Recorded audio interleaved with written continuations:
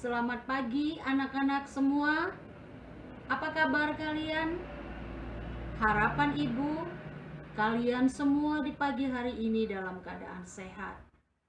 Salam sejahtera, salam damai, salam sehat di dalam nama Tuhan kita Yesus Kristus. Anak-anak sekalian, sebelum kita memulai pelajaran agama kita, marilah kita mengawalinya dengan berdoa. Kita berdoa dalam nama Bapa dan Putra dan Roh Kudus. Amin. Kami bersyukur kepadamu Tuhan, buat segala penyertaan-Mu kepada kami, dimanapun kami berada.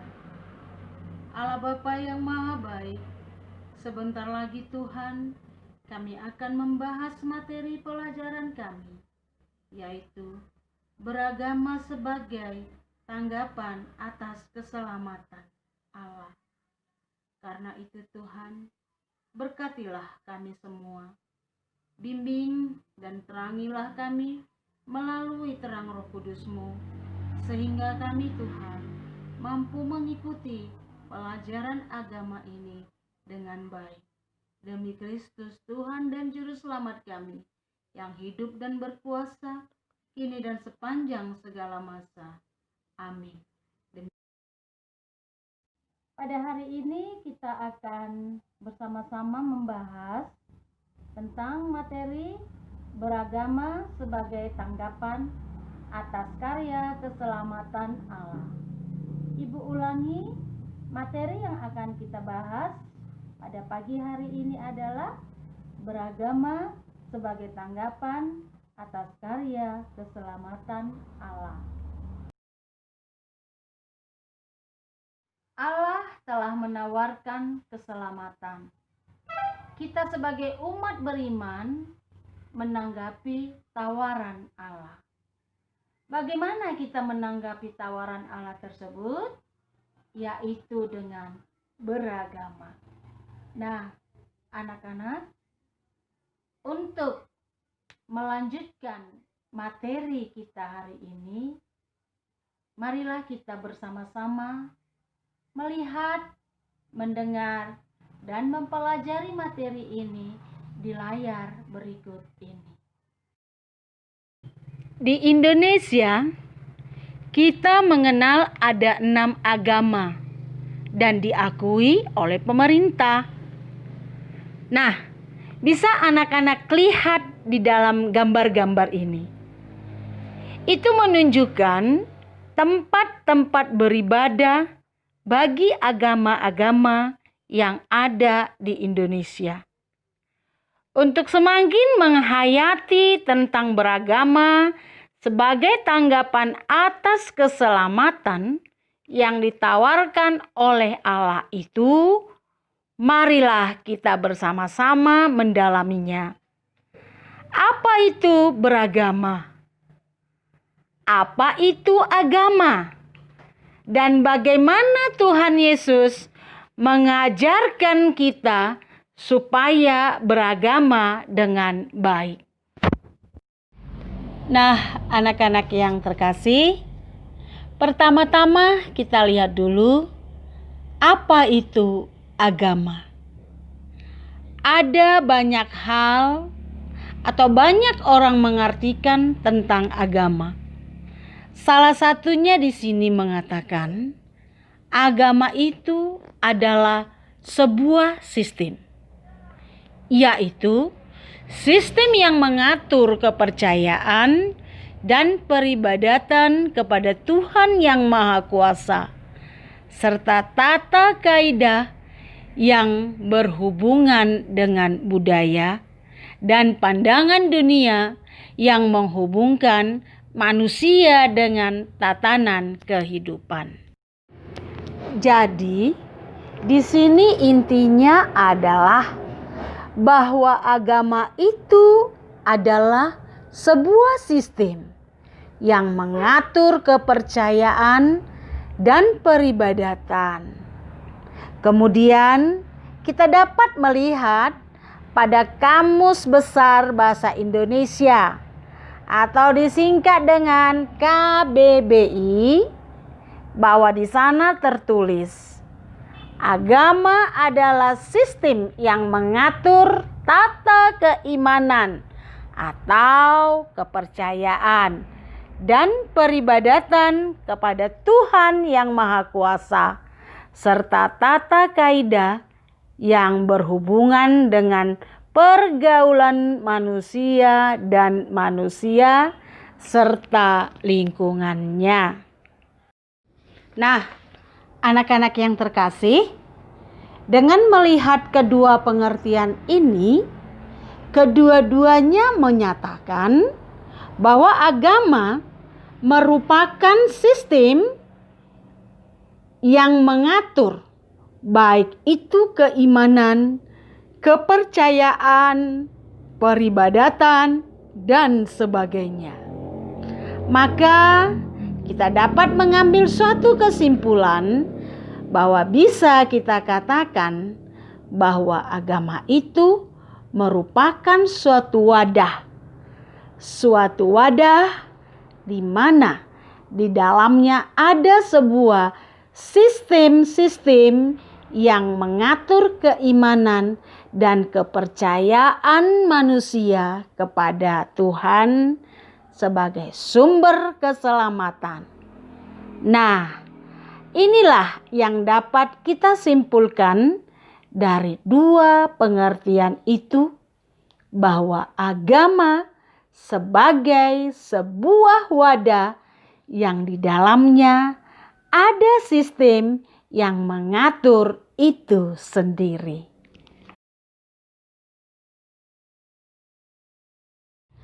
Lalu kemudian pertanyaannya, mengapa manusia kok membutuhkan agama dalam hidupnya? Nah, ini ada beberapa alasan sehingga manusia membutuhkan agama dalam hidupnya. Yang pertama, mencari perlindungan. Mengapa mencari perlindungan? Maksudnya bagaimana? Dalam hidup kita, manusia kerap sekali merasa tidak berdaya, sehingga mendorong untuk mencari, meminta perlindungan terhadap kekuatan yang lebih hebat daripada dirinya. Nah, anak-anak, di sini agama menawarkan tentang ajaran tentang Allah. Allah yang bagaimana? Allah yang maha segalanya itu, yang maha kuasa, maha perkasa, maha kuat, dan sebagainya. Sehingga manusia beragama sering sekali ketika di dalam keadaan tidak berdaya, ia meminta bantuan kepada yang maha kuasa itu, yaitu Tuhan. Inilah anak-anak alasan pertama mengapa manusia membutuhkan agama.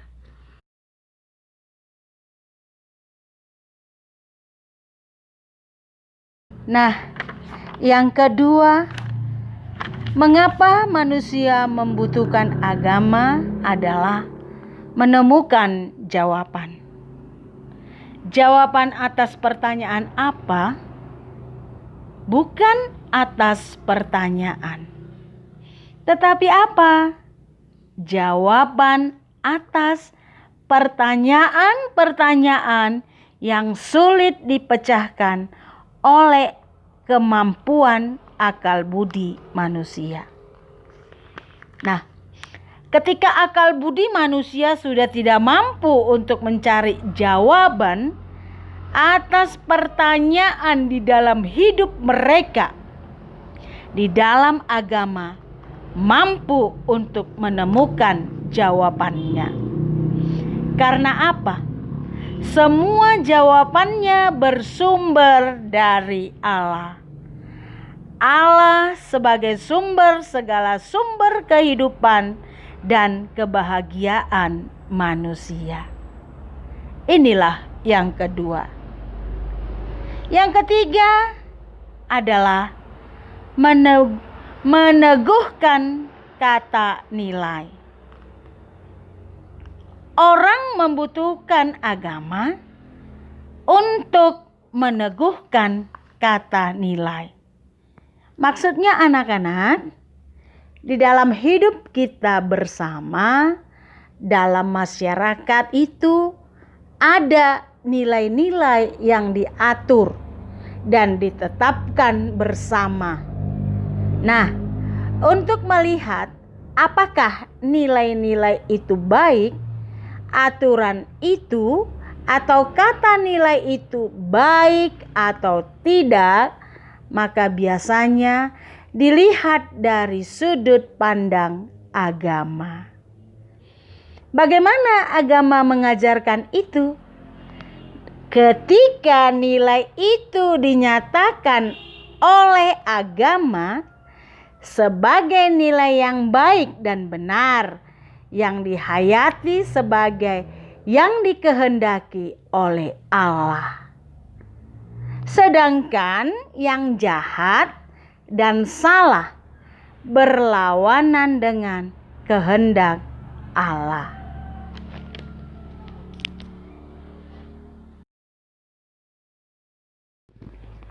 Nah, dan yang keempat, yang terakhir, mengapa manusia membutuhkan agama? Yaitu memuaskan kerinduan akan masa depan yang lebih baik. Ada juga beberapa alasan praktis lain mengapa seseorang beragama. Yang pertama, suatu kewajiban sebagai seorang warga dari suatu negara. Yang kedua, ada pula yang menganut agama karena warisan dari orang tuanya. Dan yang ketiga, ada pula yang menganut agama karena dapat menemukan rasa aman dan tenang. Dan yang keempat, ada pula yang menganut agama karena dapat menemukan makna hidupnya. Jadi, hidup beragama yang benar harus didasarkan pada keyakinan bahwa Allah telah mencintai manusia. Dialah sumber cinta, sang kehidupan, sehingga hidup penyelenggaraan beragama hendaknya dapat dijalani dengan baik. Nah, anak-anak sekalian, sekarang kita akan melihat bagaimana Yesus mengajarkan pada kita untuk beragama yang benar. Kita bisa melihat dari salah satu kitab Injil, yaitu Injil Matius bab 5 ayat 17 sampai dengan yang ke-48. Nanti anak-anak silakan membaca apa isi dari kutipan tersebut. Dari bacaan Injil itu, kita bisa menemukan beberapa hal yang diajarkan di sana tentang beragama yang benar. Yang pertama, Injil itu mengajarkan kepada kita supaya kita tidak bersikap formalistik dalam beragama. Apa artinya bersikap formalistik? Seperti yang dikatakan di dalam kitab suci tersebut. Yang artinya beragama jangan hanya sebatas memenuhi tuntutan atau kewajiban semata. Apalagi hanya sekedar dilihat dan dinilai baik oleh orang lain. Ada banyak contoh-contoh yang dapat kita lihat di dalam kehidupan kita sehari-hari yang bersifat formalistik tersebut. Salah satu contohnya misalnya orang pergi ke gereja bukan karena ingin bertemu dengan Tuhan, melainkan ingin dilihat orang, ingin dinilai orang. Bagaimana? Apakah mereka itu baik? Yang kedua, supaya kita benar-benar mendalami ajaran agama kita, sehingga kita tidak jatuh pada pemahaman yang dangkal dan yang setengah-setengah.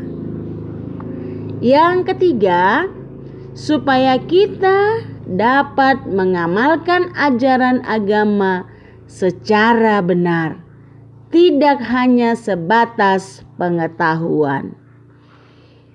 Dan yang keempat, supaya kita bersikap kritis dalam menyikapi pandangan agama sendiri dan juga agama orang lain dengan mengutamakan kehendak Allah sebagai ukuran kebenaran. Nah, sekarang kita akan melihat hal-hal yang terjadi jika masyarakat menjalankan agamanya dengan baik.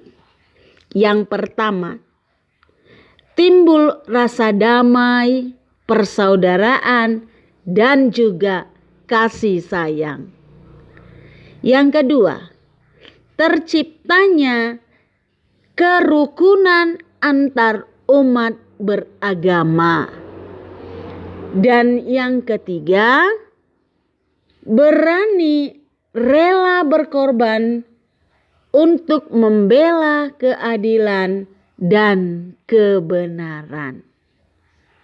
Nah, anak-anakku sekalian, inilah beberapa hal yang perlu kita pahami dan mengerti dari materi pelajaran kita hari ini, yaitu beragama sebagai sumber keselamatan atas karya keselamatan Allah.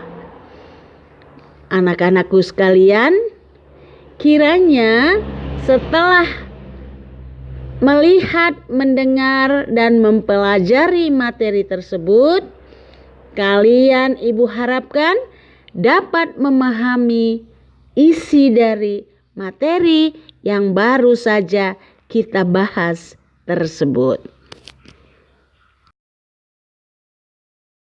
Anak-anak sekalian, sekarang Ibu akan memberikan tugas kepada kalian, dan minggu depan Ibu akan menagih tugas tersebut.